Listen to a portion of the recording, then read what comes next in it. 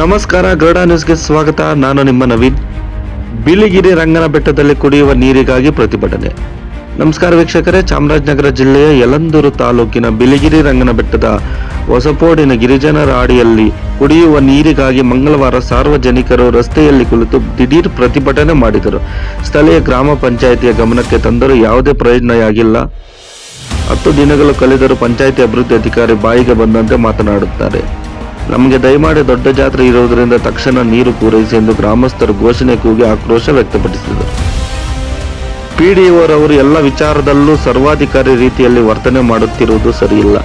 ಮೊದಲು ಜನರ ಮೂಲಭೂತ ಸೌಕರ್ಯಗಳ ಗಮನ ನೀಡಿ ಸಾರ್ವಜನಿಕರಿಗೆ ಅನುಕೂಲ ಮಾಡಿಕೊಡಬೇಕೆಂದು ಒತ್ತಾಯಿಸಿದರು.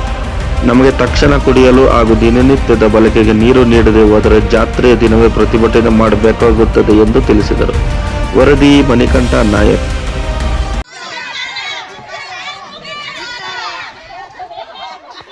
गाड़ के देखो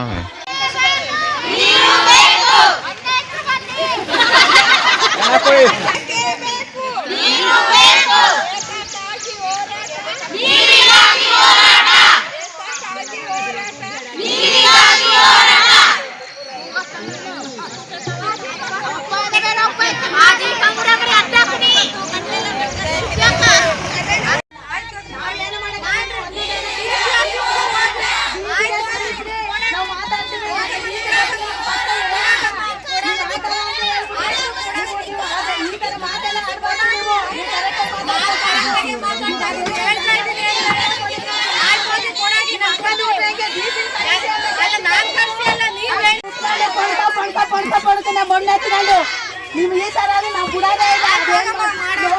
ಏನಾಯ್ತದೆ ನೋಡಿ, ಡಿಸಿನೇ ಕಲಿಸೋದಾಗ್ಲಿ. ಆಯ್ತು ಮೇಡಮ್ಗೂ ಗೊತ್ತು ಅದು ಈ ಸಮಸ್ಯೆ ಏನು ಅಂತ. ಡಿಸಿ ಕಲಿಸಿ ಅಂತ ಕೇಳ್ತಿದಾರೆ ನೀವು. ಡಿಸಿ ಕಲಿಸ್ತೀನಿ ಬಿಡ್ತಾವ, ಬೇರೆದೆಲ್ಲ ಮಾತಾಡ್ತಿದಾರೆ. ಇದು ಗೊತ್ತಿಲ್ಲ ನಿಮ್ಗೆ. ಆಯ್ತಾಯ್ತು.